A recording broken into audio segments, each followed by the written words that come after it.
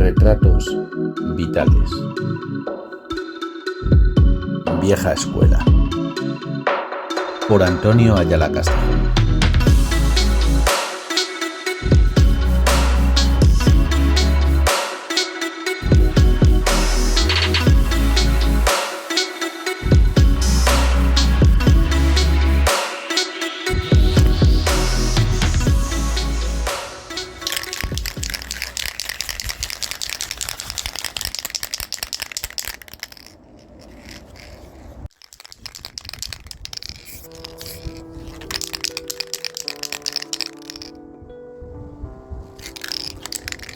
Cuando apenas tenía 5 o 6 años, enfrente del hospital había un montón de grafitis, pero recuerdo uno que me impactó de manera especial. No recuerdo las letras, pero sí que al fondo había una pequeña luna llena y la silueta de una especie de monstruo con alas volando hacia ella. A principios de los 2000, las paredes del sector estaban plagadas de firmas. Yo, como otros tantos chavales de mi generación, fuimos los culpables. En mi caso reconozco que no tuve la iniciativa, sino que me dejé llevar por otro colega. Compramos nuestros primeros sprays en Bricolaje Soriano, ahí en el Alcampo. Ya no existe. El mío era de un tono lila claro. Me hubiera gustado uno violeta, pero era el único morado que había. Igualmente me representaba, incluso más que la firma que había elegido. Joker. Pero duró poco, ya que pocas semanas después la tuve que cambiar. Al parecer, había otro Joker en las sociales y no quería problemas. Un día mi colega Colsen subió el nivel. En lugar de salir a firmar, se escapó una noche para hacer una pieza. Letras grandes y rellenas de colores. La semana siguiente quise imitarle. Me gasté mis ahorros en pintura Pinti Plus, del todo a 100 del artesón, y en una noche de adrenalina y nervios, en la senda pinté mi primera pieza, llena de chorretones y mezclando rojo, verde, morado, plateado. Era un desastre. Sobre todo a nivel visual. Era horrible. Mis inicios fueron más vandálicos que artísticos. Y recuerdo la vez que me pillaron pintando a plena luz del día en el CMB. La gerencia de la tienda accedió a no denunciarme, pero eso sí, me dio un cepillo, unos guantes y un bote de disolvente. Me pasé una tarde de viernes frotando todas las firmas que había en aquel muro. Pero no lo recuerdo como algo negativo, de hecho, es uno de los recuerdos más bonitos de mi adolescencia. Con el sol poniéndose, escuchando música, rodeado de mis amigos de aquella época, antes de que los años, las drogas y las movidas nos llevaran a cada uno por un camino diferente. En aquellos tiempos, la senda de Mafalda estaba llena de grafitis, mucho más elaborados que los que hacíamos la mayoría de los niños del barrio. Murales. Cada vez que aparecía algo nuevo íbamos todos los skaters corriendo a verlo y a buscar boquillas por el suelo. La vieja escuela eran nuestros referentes y soñábamos con ser como ellos. Uno de aquellos grafitis también fue muy decisivo para mi vocación, y es que los Cartoon Production, que eran unos grafiteros llamados Suki, Dine y José, no sé si había alguno más, hicieron un enorme grafiti con letras tridimensionales y un fondo basado en el desierto y las pirámides. Los reyes de Egipto, ponía en un ladito. Esa obra, llena de colores y luces, que nunca pensé que pudieran conseguirse con un spray, sembró en mí una semilla que aún guardo en el corazón. Yo también quería hacer algo así. No se me daba bien dibujar, aunque me encantaba. Yo era de los que suspendía plástica. No solo por pintar a mal, sino porque prefería dibujar muñecajos y monstruos que me inventaba en lugar de lo que me pedía la profe. Por esta razón, mis grafitis eran algo, vergonzosos. La vida y el azar quisieron que mi madre, que atravesaba problemas de depresión en aquellos días, me castigara un verano entero sin salir de casa porque habían descubierto que mis amigos fumaban porros, aunque yo no. Durante el castigo solo podía salir para ir al kiosco de los peruanos, donde el conservatorio, a comprarme la revista Hip Hop Nation, y así pasé los meses de calor mirando los grafitis que aparecían en la sección, analizándolos y tratando de aprender de ellos. Dibujé horas y horas y horas, y poco a poco mi estilo fue mejorando. Los sprays Pinti Plus fueron dando paso a los Felton, que nos conseguía Vidal, el chaval de los mayores. En el barrio había movidas entre los grafiteros que se firmaban unos encima de otros. Yo no caí en ese juego, alucinando siempre con todo lo que veía, como las firmas de The Length y Drink, o los dibujos de los AR, O la pieza plateada que apareció un día en el instituto y que por fin descubrimos que ponía monema, y nos costó saber lo que ponía. Por mi parte seguía intentando mejorar, hacerlo lo mejor posible, pero pintar de manera furtiva y por la noche me limitaba, así que un día di el paso. Me recorrí medio barrio llamando de puerta en puerta en toda casa que tuviera un muro exterior.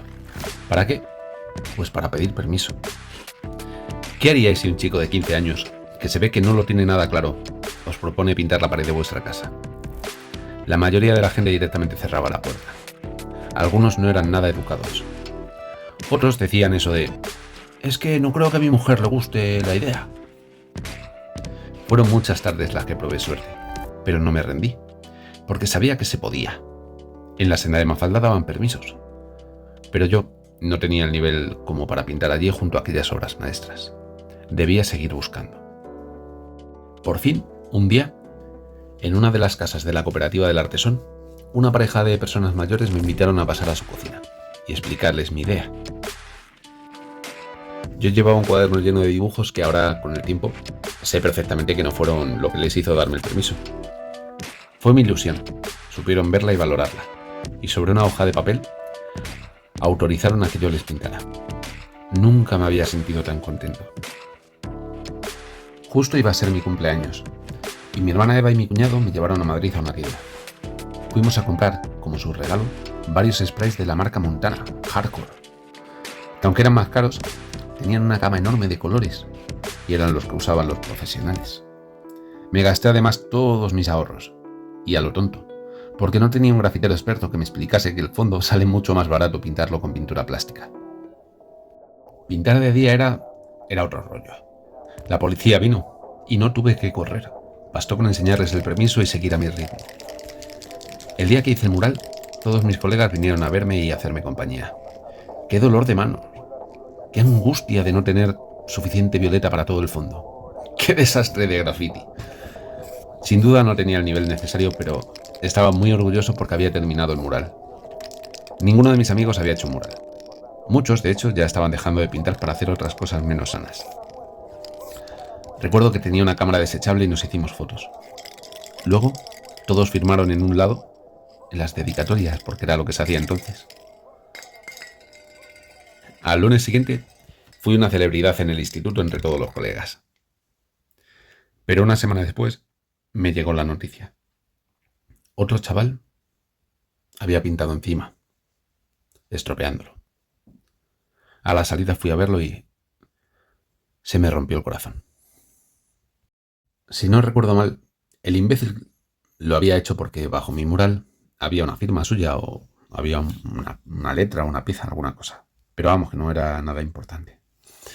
En ese momento aprendí que una persona estúpida, con un solo spray, puede arruinar en segundos lo que ahora le había costado días de esfuerzo y todos sus ahorros. Sabía perfectamente quién era. Uno de los del curso siguiente, más pequeños. Mis amigos querían que fuéramos a pegarle. Yo no quise. Estaba enfadado, por supuesto, pero sobre todo estaba triste, porque se había llevado por delante todo mi esfuerzo, y porque mi mural ni siquiera tenía el nivel para que un chico más pequeño lo respetase. Unos días después, fui de nuevo a pedirle permiso a los dueños para arreglarlo. Lo había analizado con calma y, por suerte, con un poco de pintura podría enmendar el destrozo, ya que las partes afectadas eran casi todas de los mismos colores. Tenía mucho miedo. Miedo de que, viendo cómo me había quedado y lo poco que había durado, se negaran. No sé si verían lo dolido que estaba, pero aquel matrimonio tuvo un gesto que para mí significó, y a día de hoy significa, mucho. No solo me dieron el permiso y me apoyaron, además me dieron 60 euros de aquel tiempo para pintura. Lo arreglé y añadí un pergamino dando las gracias a los dueños por todo. También hablé con el chaval que lo había tachado. Y aunque no acabamos a buenas, me explicó su punto de vista y se comprometió a no volver a estropearlo. Y así quedó muchos años, hasta que renovaron el muro. Después de aquel, hice más grafitis ilegales, como cuando pinté un H2SO4, que es la fórmula del ácido sulfúrico, enfrente del José Hierro. Pero cada vez que tenía dinero, intentaba hacer un mural legal. Hice uno enorme en la senda de Balú, con el fondo negro, que me costó un montón de sprays, porque seguía sin conocer la pintura plástica como recurso. Año tras año fui haciéndolo un poquito mejor y llegué a pintar en la senda de Mafalda. También pinté un mural con unos colegas enfrente del Julio Cortázar y algún padre tapó una parte con pintura plástica, probablemente porque a algún niño le diera miedo. Fui a concursos sin demasiado éxito e hice encargos para pintar negocios, habitaciones y patios, ganando algo de dinero con el que financiar mi pintura. Tuve multas por parte del ayuntamiento, pero también la oportunidad de ser profesor de graffiti para chavales de 13 años. Organicé concursos y exhibiciones en las fiestas del barrio, pinté a Gandalf e hice su barba por la acera, y a Yoda con un rótulo de Sector 3 Wars. Logré que la marca de sprays Montana me patrocinara un proyecto de graffiti evolutivo sobre la violencia de género. Tuve proyectos muy chulos, pero el tiempo fue pasando y, sin darme cuenta, fui poco a poco pintando cada vez menos. Trabajo, vida de adulto, oposiciones, paternidad. Yo me mudé a otro sitio y el barrio volvió poco a poco a quedarse sin firmas que lo guarreasen todo, pero también sin murales que hicieran soñar a los niños con llegar a ser grandes artistas.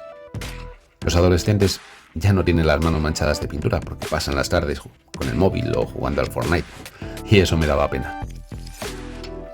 Hace unos meses quiso el azar que pudiera pintar de nuevo en el centro cívico.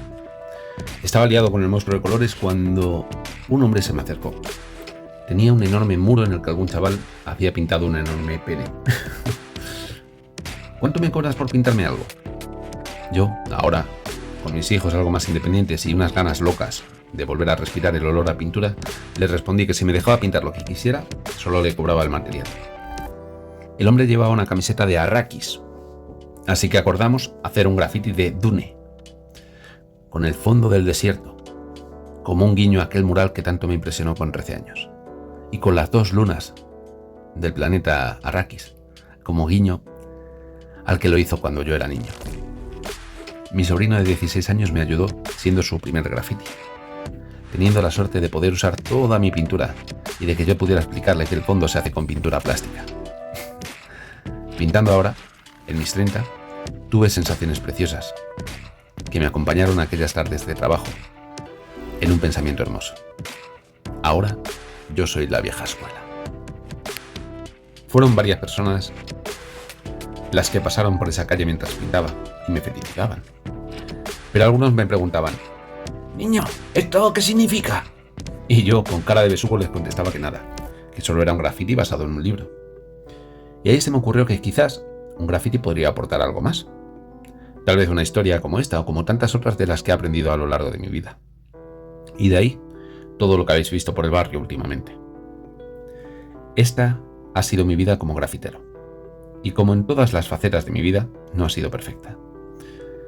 Sé que he cometido errores, que he tenido el ego inflamado, que he hecho cosas que no estaban bien, pero también que he ido aprendiendo y madurando. Que cada fallo, golpe de mala suerte o de buena, cada persona que he conocido gracias a los sprays y cada recuerdo con olor a pintura han construido a la persona que hoy soy.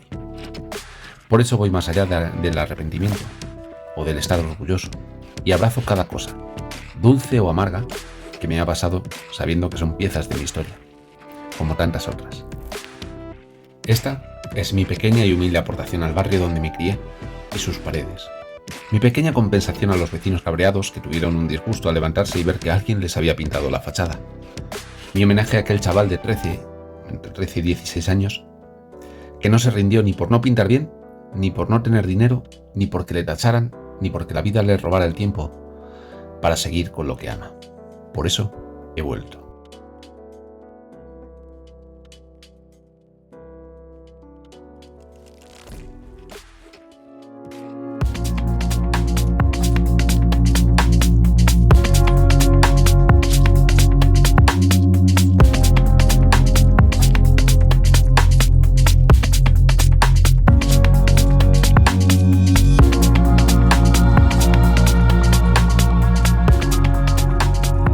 Con este relato termina el proyecto Retratos Vitales. Ha sido el relato número 13 respecto del graffiti número 13 y es el fin de al menos esta primera etapa del proyecto. No sé si, como seguiré pintando y seguiré escribiendo, tarde o temprano volveré a la carga con más historias. Quiero dar las gracias a todo el mundo que me ha mostrado su apoyo al proyecto, en especial a mi mujer, sin la cual no hubiera sido posible, porque ella es la que me ha garantizado tener el tiempo para poder ir, pintar, escribir, grabar todo esto. Y sin ella estaría perdido. Y también a mis hijos, que no dejan de ser una gran fuente de inspiración. Después de todo, esto lo hago en parte porque es el barrio donde se van a criar ellos. Y estos relatos transmiten los valores que me gustaría que ellos recordaran y tuvieran siempre presentes. Quería también pediros disculpas por los fallos que hayáis encontrado, ya sea en los grafitis o en los relatos, faltas de ortografía que he tenido un montón, y por supuesto al locutar, que es la primera vez que lo hago y no tengo ninguna experiencia, pero bueno. Disculpar también el acento tejano que se le queda a la voz cuando la paso por la inteligencia artificial para volverla mujer. No sé por qué la inteligencia artificial interpreta que soy de Wisconsin. Pero bueno, lo dicho, espero que hayáis disfrutado del proyecto, que lo hayáis vivido con tanta emoción como yo lo he vivido al llevarlo a cabo. Y nada, nos vemos por las calles del barrio. Un saludo y hasta pronto.